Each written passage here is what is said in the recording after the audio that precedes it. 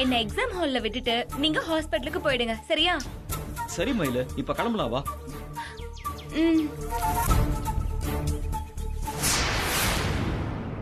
மயிலு இந்த மயிலு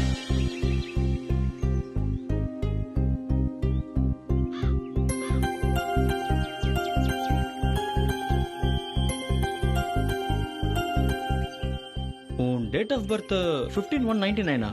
ஆமா சார். ஏன் கேக்குறீங்க? ஒண்ணும் இல்ல, இந்தா.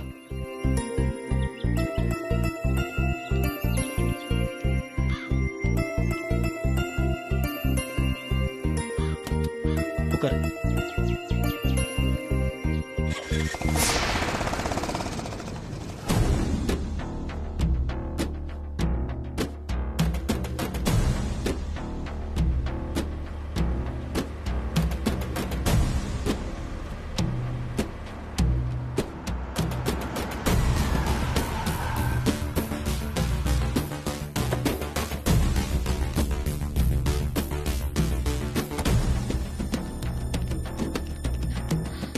அப்பா, என்னப்பா அதுக்குள்ளே வந்துட்டீங்க? இல்லடா, என்னால அங்க இருக்கவே முடியல. இங்க நீ என்ன பண்ணுவியோ ஏது பண்ணுவியோன்னு ஒரே கவலையாவே இருந்துச்சா, அதான் என் இடத்துல இருந்து எல்லா வேலையும் பாத்துக்கிற சொல்லி நம்ம கோபியை விட்டுட்டு நான் இங்க கிளம்பி வந்துட்டேன். என்னாச்சு? கவலைப்படாதீங்கப்பா, ஜீவா உள்ள நுழைஞ்சு அவளை காப்பாத்த ட்ரை பண்ணாரு.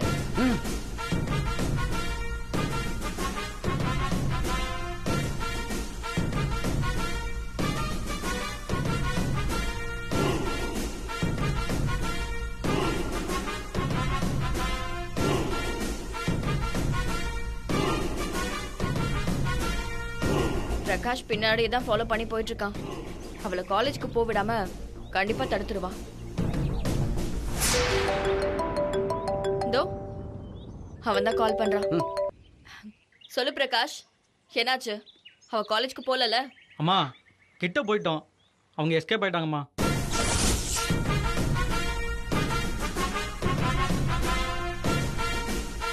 கத்தி எடுத்து அந்த பொண்ணு மேல போட்டோம்மா, ஆனா அந்த ஜீவன் என்ன தள்ளி விட்டு போயிட்டாருமா. எனக்கு தெரியும் நீ எல்லாம் வேலைக்கு ஆக மாட்டேன்னு. தண்ட சொரு தடி எனக்கு தானே நீங்கலாம். இல்லம்மா, நாங்க எவ்வளவு முயற்சி பண்ணோம். வாய மூடு. கோட்டை விட்டுட்டு பக்கனே கதை வேற சொல்றியா? ஒரு வேலைக்கும் லாக்கி இல்ல. போனவை. என்னாச்சுமா? எதுவும் பிரச்சனையா? குண்டா குண்டாவா சோற போட்டு ஆளுங்களை தான் வளர்க்குறீங்க. எவனும் ஒரு வேலைக்கும் லாய்க்கு இல்ல. முதல்ல என்ன நடந்துச்சுன்னு சொல்லு. பைக்ல போன ஜீவாவை ஃபாலோ பண்ணி போயிட்டு இருந்திருக்கான், ஆனா வேலைக்கு ஆவல, கோட்டை விட்டுட்டான். என்னம்மா இது? இந்த தடவையே திட்டம் நம்ம கையை விட்டு போயிருச்சு.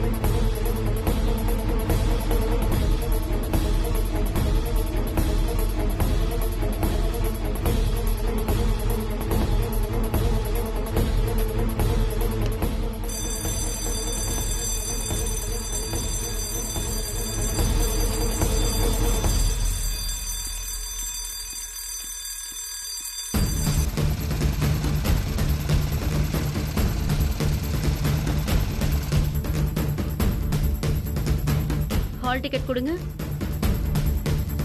செல்போன் அங்க வச்சிருங்க.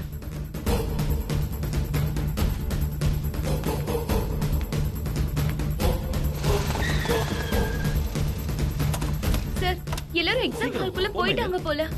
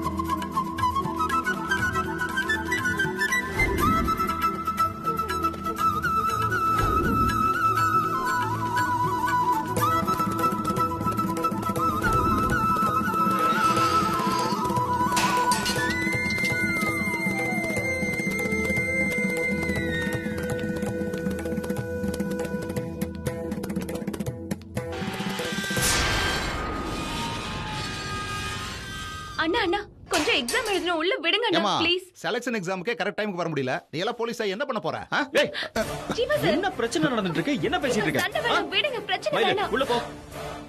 உள்ள போ. 1000 பிரச்சனையை தாண்டி எக்ஸாம் எழுத வந்திருக்கா. Sorry sir. Excuse me ma'am. Yes sorry ma'am. ஏற்காடுல இருந்து வரேன். Bus strike. செல்போன் அங்க வச்சுட்டு போய் எக்ஸாம் எழுதுங்க. சரி ma'am. Thanks ma'am.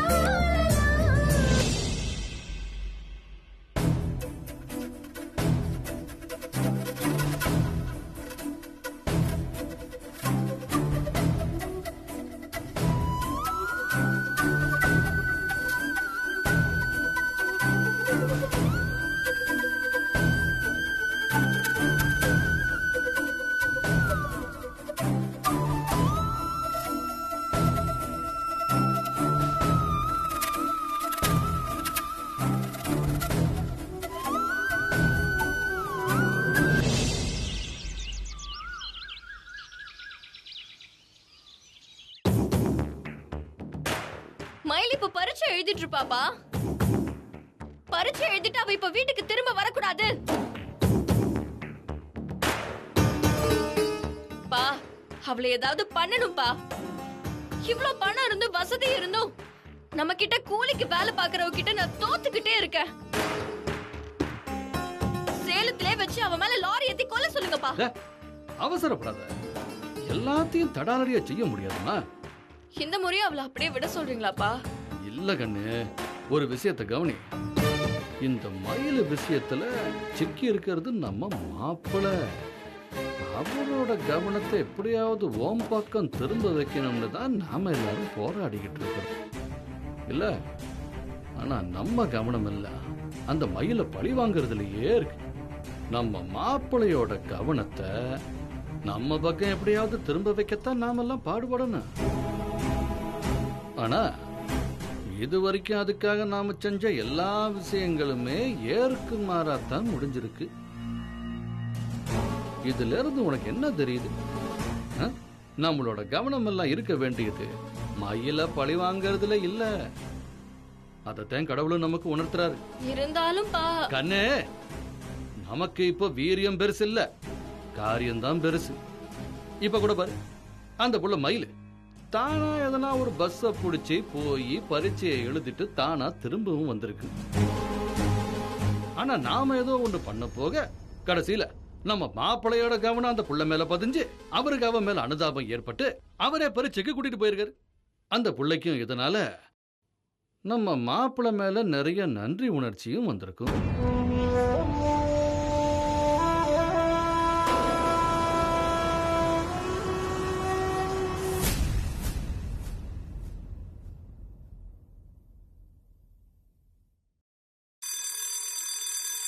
Stop stop writing. எல்லாரும் பேப்பரை கொடுங்க.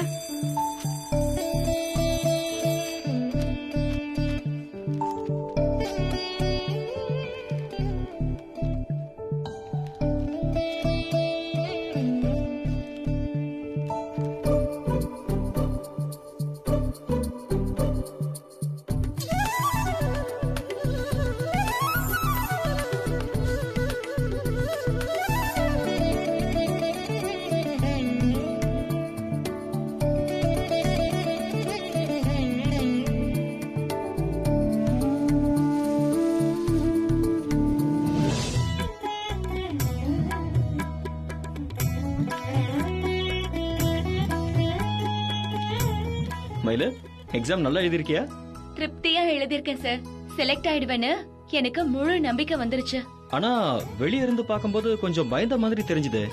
மலையில இருந்து வெயில்ல இறங்கி வந்தது, எக்ஸாமுக்கு லேட் ஆனது, இதெல்லாம் நினைச்சு கொஞ்சம் படபடப்பா இருந்தது சார். நான் கூட இவ்வளவு கஷ்டப்பட்டது எங்க வீணா போயிடுமோ நினைச்சு பயந்துட்டே இருந்த மயிலு. 1000 சாகசம் பண்ணி நீங்க என்னங்க கொண்டு வந்து சேர்த்துட்டீங்க.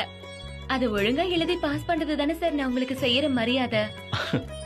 மயிலு, அப்ப நீ நல்லபடியா மரியாதை பண்ணிருக்கேன்னு சொல்ற, அப்படிதானே? ஐபிஎஸ் ஆகிறது என்னோட 20 வருஷ கனவு சார். இந்த செலக்ஷன் எக்ஸாம் தான் நான் அதை அடையிறதுக்கான முதல் படி. உங்களாலதான் நான் இந்த எக்ஸாம் எழுதி முடிச்சிருக்கேன். உண்மையிலேயே இப்ப உங்களை தொட்டு கும்பிடணும் போல தோணுது சார். மயிலு, போதும் போதும், ஏன் இவ்வளவு எமோஷன் ஆகுற? கூல். நான் எமோஷன் ஆகல. டாக்டர் கிட்ட போயிட்டு வந்துருங்கன்னு அவ்வளவு சொல்லியும் நீங்க போகவே இல்லல.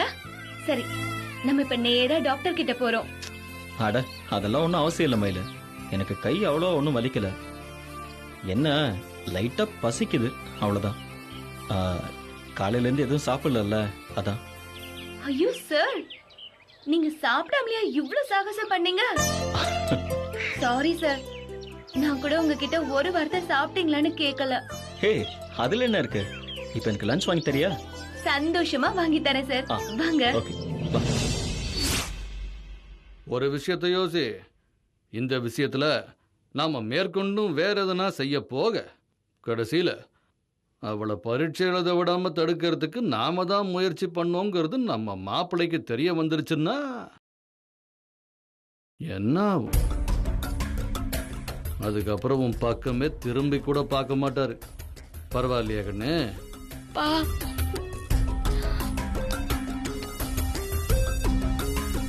ஏய், டா. என்ன இப்போ இந்த பரீட்சை எழுதி அவ ஐபிஎஸ் ஆயிர போறாளா? எவனோ ஓசியில காசு கொடுக்கறா, அதை வாங்கறதுக்காக தானே இந்த பரீட்சை. இதோட எல்லாம் முடிஞ்சிடாதுல்ல. நமக்குன்னு ஒரு நேரங்காலம் வரும். அது வரைக்கும் பொறுமையா இருப்போம். நான் ஸ்கூல்ல படிக்கிற காலத்துல இருந்து அவளை பழிவாங்க காத்துக்கிட்டு இருக்கேன்பா. அதுக்காக இந்த பாருமா, நமக்கு மயிலு முக்கியம் இல்ல, அவெல்லாம் ஒரு ஆளா. அவளை பழி வாங்குறேன்னு மாப்பிள்ளைய கோட்டை விட்டுற கூடாதுமா. அங்கவன் அக்கா எப்படியாவது உன்னை பெரிய முதலாளிக்கு சின்ன மருமகளாக்கி அந்த வீட்டுக்கு கூட்டிட்டு வந்தே ஆகணும்னு கங்கணம் கட்டிக்கிட்டு அடம்பியா நடத்தினாலும் பரவாயில்லன்னு வாழ்ந்துகிட்டு இருக்கிறா. அதனால முதல்ல அந்த வேலையை பார்ப்போம், பிறவை இதெல்லாம் கவனிச்சுக்கலாம்.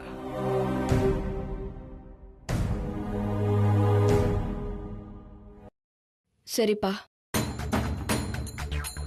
அக்காவுக்காக, நமக்காக, எனக்காக நான் பொறுத்து போறேன். அவ்வளவுதான் கண்ணு. நீ இதுல வைராக்கியமா இருக்கீல்ல, நானும் உனக்கு ஒரு வாக்கு கொடுக்கிறேன். எக்காரணம் கொண்டு அந்த மயிலு காக்கி சட்டை போட மாட்டோம். எதுவுமே முடியாம போனாலும் கடைசியில் அவ கைய கால உடைச்சாவது அவளை முடமாக்கி உட்கார வைக்கிறேன். போதுமா?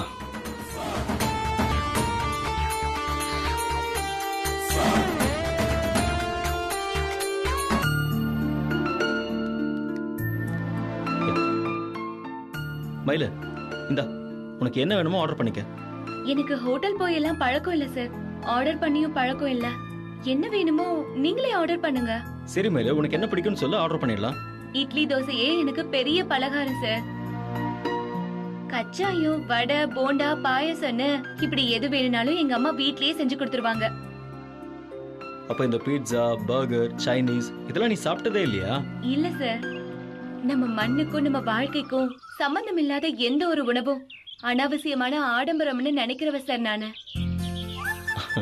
பொதுவாவே நான் வெளியே சாப்பிடுறது எங்க அம்மாவுக்கு பிடிக்காது, எங்க அம்மாவை விட்டுட்டு சாப்பிடுறது எனக்கும் பிடிக்காது. அதனால இட்லி தோசைய தாண்டி வேற எதுக்கும் நான் ஆசைப்படுறது இல்ல. கம்பு சோளம் ராகினா எனக்கு ரொம்பவே இஷ்டம். அதெல்லாம் இங்க கிடைக்காதே மயிலு. சார், நான் சாப்பிட்டுட்டு தான் வந்தேன். எனக்கு பசி இல்ல. பசிக்குதுன்னு சொன்னது நீங்க. உங்களுக்கு என்ன வேணும்னு சொல்லுங்க. அது எப்படி மயிலு உன்னை விட்டுட்டு நான் மட்டும் தனியா சாப்பிட முடியும்? நீ ஏதாவது சாப்பிடு. எனக்கு வேண்டாம் சார், ப்ளீஸ். சரி ஒண்ணு பண்ணு, எனக்கு பிடிச்ச ஜூஸ் நீ சாப்பிடு, உனக்கு பிடிச்ச இட்லியை நான் சாப்பிடுறேன். ஓகேவா? சரி. ஒரு sambar idli 2 watermelon juice. Okay okay sir.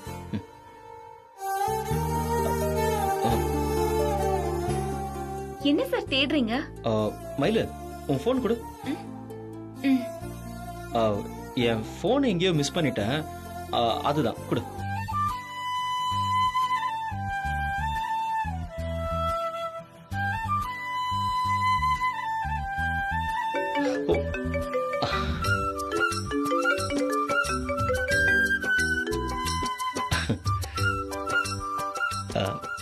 Sorry, phone என் பாக்கெட்ல தான் இருந்தது. போன் நம்பர் வேணும்னு கேட்டிருந்தா நானே கொடுத்திருப்பேனே சார்.